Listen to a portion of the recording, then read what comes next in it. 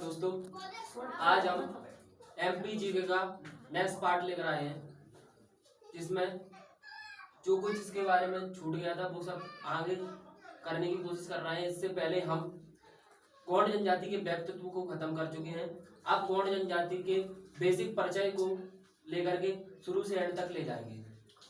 गौड़ जनजाति में सबसे पहला शब्द गौड़ जनजाति में गौड़ शब्द की उत्पत्ति तेलुगु भाषा के गौड़ शब्द से हुई है। तेलुगु भाषा के किस शब्द से हुई है? गौड़ शब्द से, जिसका मतलब क्या होता है? पहाड़। यानी कि वह जनजाति जो पहाड़ों पर निवास करती है उसे हम क्या कहते हैं? गौड़ जनजाति कहते हैं। जिसका अर्थ क्या होता है? पहाड़ होता है। यानी कि वह जनजाति जो पहाड़ों पर निवास करती है उसे हम क्या कहते हैं? गौड़ जनजाति कहते हैं। अब एक शोधकर्ता हुए जिनका नाम बाबा ठक्कर हुआ, बाबा ठक्कर, जिनको आदिवासियों का गांधी भी कहा जाता है। इन्होंने गौड़ जनजाति को आदिवासी कहा है। आदि का मतलब प्राचीन, वासी का मतलब वास करने वाले, जो प्राचीन समय से वास करते आए उन्हें हमने क्या कहा? आदिवासी। और महात्मा गांधी ने इन्हें हरिजन तथा गिरिजन कहा है। अब गिरिजन का मतलब क्या होता है? गिरी का मतलब अगर निकालें, गिरी का मतलब हिंदी में होता है पर्वत। यानी कि जो पर्वतों पर जो वास करती है वो जनजाति क्या कहलाती है? गिरिजन कहलाती है। तो गौड़ जनजाति के कितने नाम हुए? गौड़ शब्द की उत्पत्ति किस भाषा से हुई? तेलुगु भाषा से, जिसका अर्थ क्या होता है? पहाड़। बाबा ठक्कर ने इनको आदिवासी कहा है। क्यों कहा है? कि भाई जनजाति जो आदिवासी बहुत समय से निवास कर रही है उसे हम क्या कहते हैं? आदिवासी कह देते हैं। महात्मा गांधी ने इन्हें क्या कहा है? गिरिजन कहा है। अब आते हैं गौड़ जनजाति। गौड़ जनजाति का समूह सबसे बड़ा है। यदि मैं समूह के आधार पर, समूह मतलब इसकी उपजातियां अधिक होने के कारण यह जनजाति को समूह के आधार पर मध्य प्रदेश की सबसे बड़ी जनजाति माना जा सकता है, समूह के आधार पर। बट अगर जनसंख्या के आधार पर देखा जाए तो मध्य प्रदेश की सबसे बड़ी जनजाति कौन सी है? भील जनजाति है। लेकिन अगर पूरे भारत की बात की जाए तो पूरे भारत की सबसे बड़ी जनजाति किसको माना जाता है? गौड़ जनजाति को माना जाता है। अगला पॉइंट, यह जनजाति बिंद एवं सतपुड़ा क्षेत्र में निवास करती है। कौन से क्षेत्र में? बिंद एवं सतपुड़ा क्षेत्र में। इधर देखो, जैसे ये क्या है? एमपी का मैप। एमपी के मैप में यहां से होकर के बिंद, और इसके ऊपर कौन सी श्रेणी रहती है? बिंद श्रेणी। और इसके बीच में एक श्रेणी खिसी हुई है जिसको हम सतपुड़ा पर्वत श्रेणी कहते हैं, जो 3 पार्टों में डिवाइड है। तो उसी से लेकर क्वेश्चन बना है, यह जनजाति बिंद एवं सतपुड़ा क्षेत्र में निवास करती है। 2011 की जनगणना के अनुसार गौड़ जनजाति 50.93 लाख थी। यानी कि मैं बोलूं 50 लाख थी, 50,93,000 थी। लेकिन इस कुल जनजाति का जो कितनी थी? कुल जनजाति का परसेंट है 33.25%। अगर तुम पूरे मध्य प्रदेश की जनसंख्या को लेकर चलोगे तो क्वेश्चन मिस्टेक हो जाएगी, मतलब कि क्वेश्चन रॉन्ग हो जाएगा। क्यों? क्योंकि जो कुल जनजाति का कितना प्रतिशत है? 33.25% है। कौन सी? गौड़ जनजाति। गौड़ जनजाति का 50% भाग कहां पाया जाता? मध्य प्रदेश के मंडला, डिंडोरी, बालाघाट, सिवनी, नरसिंहपुर और जबलपुर आदि जिलों में पाया जाता है। मतलब 50% भाग, यानी कि 50% गौड़ जनजाति की 50% जनसंख्या कहां निवास करती है? मध्य प्रदेश के मंडला, डिंडोरी, बालाघाट, सिवनी, नरसिंहपुर और जबलपुर। लेकिन सर्वाधिक गौड़ जनजाति छिंदवाड़ा जिले में निवास करती है।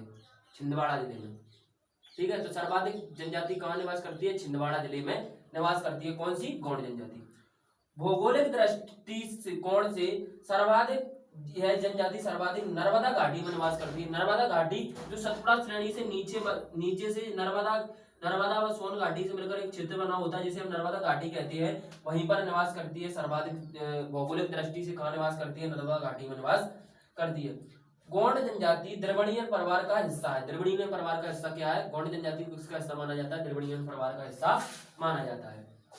अब गौंड जनजाति की कुछ उपजातियां पढ़ाएंगे जो बड़ी इंटरेस्टेड है। सबसे पहले निवास के आधार पर। निवास मतलब कि इनकी बसाहट के आधार पर, कि मतलब ये कैसे रहती है। सबसे पहले राजगौंड। राजगौंड वह जनजाति होती है, राजगौंड यानी पर उपजातियां कितनी होती है इसकी? 3 उपजातियां होती हैं। सबसे पहले राजगौंड।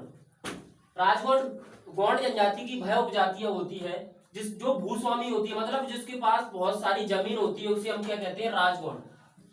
धूरगौंड। धूरगौंड एक प्रकार से साधारण वर्ग होता है जो बटाई मटाई से अपनी खेती कर करके अपना काम चलाता है। मतलब गौंड जनजाति कोई शिकार करने वाली जनजाति नहीं है, जी क्या करती है? पूरी तरह से कृषि पर निर्भर होती है ज्यादातर। धूरगौंड। धूरगौंड कौन से होते हैं? साधारण वर्ग, मतलब जो बटाई वगैरह से खेती कर करके अपना जीवन यापन करते हैं।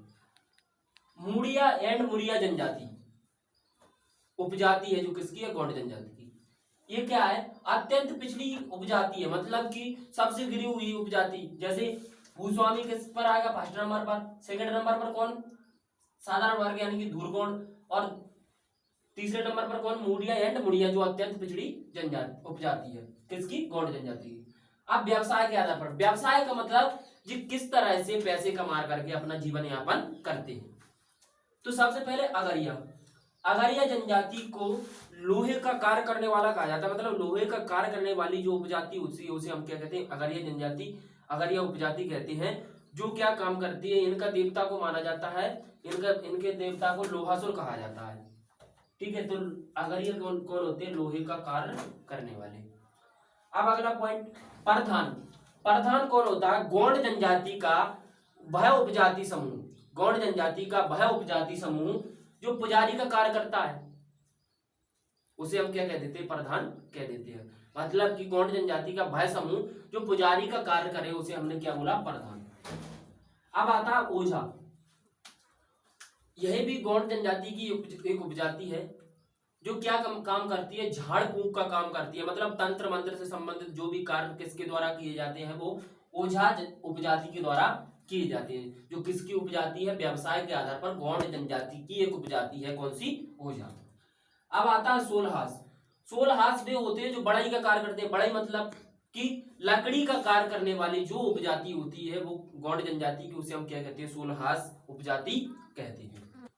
तो आया समझ में सोलहास। अब कोयला भूतिस। कोयला भूतिस वह उपजाति होती है जो नगरों व शहरों में डांस कर करके, मतलब एक प्रकार से नृत्य करके पैसे कमाती है। आपने देखा वो एक तो ढोल बजाता है, दूसरा डांस करता है, मतलब कि वो एक प्रकार से पैसे कमाने का वो इस प्रकार से रोजी रोटी चलाती है। तो उसे हम क्या कह देते हैं? कोयला भूतिस। ठीक है, तो सबसे पहले अपन ने क्या पढ़ा? गौंड शब्द की उत्पत्ति कहां से हुई? तेलुगु भाषा से, जिसका अर्थ क्या होता है? पहाड़, यानी कि कौंड शब्द से हुई है जिसका अर्थ क्या होता है? पहाड़। पापा ठक्कर ने इसे आदिवासी कहा है। महात्मा गांधी ने भी इन्हें क्या कहा है? हरिजन तथा गिरिजन। गिरिजन इसलिए कहा है क्योंकि ये पहाड़ों पर निवास करते हैं। गौंड जनजाति का समूह सबसे बड़ा है, मतलब कि अगर मध्य प्रदेश में देखा जाए तो गौंड जनजाति का समूह, मतलब उपजातियों के आधार पर ये सबसे बड़ा समूह किसका है? गौंड जनजाति का। यह जनजाति विंध्य एवं सतपुड़ा क्षेत्र में निवास करती है। ये मैं एक्सप्लेन कर चुका हूँ। 2011 की जनगणना के अनुसार गौंड जनजाति कितनी थी? 50.93 लाख, जो कुल जनजाति का कितना? 33.25%। गौंड जनजाति का 50% भाग कहाँ पाया जाता है? मंडला, सिवनी, बालाघाट, डिंडोरी, नरसिंहपुर और जबलपुर आदि में।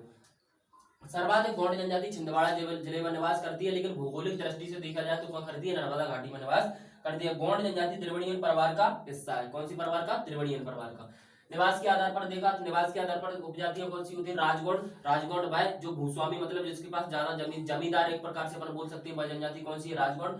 धूरगौंड। धूरगौंड कौन सी? जो साधारण वर्ग, मतलब कि जो बटाई वगैरह कर करके अपनी रोजी रोटी कमाते हैं, मतलब कि अपना जीवन यापन करते हैं, वो कौन सी? धूरगौंड। मुड़िया एंड मुड़िया जो अत्यंत पिछड़ी जनजाति, मतलब एक प्रकार से जो मजदूरी करती है वो, तो उसे हम क्या कहते हैं? अत्यंत पिछड़ी जनजाति। व्यवसाय के आधार पर कौन सी? व्यवसाय के आधार पर सबसे पहले अगरिया। अगरिया कौन सी जनजाति? जो लोहे का कार्य करती है, जिनके देवता कौन से हैं? लोहासुर। प्रधान, प्रधान क्या होते हैं? जो पुजारी का कार्य करते हैं। किस जनजाति में? गौड़ जनजाति में जो पुजारी का कार्य करते हैं उसे हम क्या कहते हैं? प्रधान कहते हैं। ओझा जो झाड़ फूक का काम करने वाले होते हैं, तंत्र मंत्र का काम करने वाले होते हैं, उसे हम ओझा उपजाति, मतलब कि किसकी उपजाति? गौड़ जनजाति में जो झाड़ फूक का काम करने वाले होते हैं उसे हम क्या कहते हैं? ओझा कहते हैं। सोल्हास, सोल्हास कौन होते हैं? जो बढ़ई का काम करने वाले होते हैं, मतलब जो लकड़ी का कार्य करते हैं उसे हम सोल्हास कहते हैं। कोयला भूतिस, मतलब जो नगरों एवं गाँवों में घूमकर अपने रोजी रोटी करते हैं, उन्हें हम क्या, रोजी रोटी यानी जीवन यापन करते हैं, उसे हम क्या कहते हैं? कोयला भूतिस कहते हैं। तो मिलते हैं नेक्स्ट पार्ट में। अब हम पढ़ेंगे गौड़ जनजाति को के प्रमुख देवता और इसके मेले। तो मिलते हैं नेक्स्ट पार्ट में। Thanks for watching this video.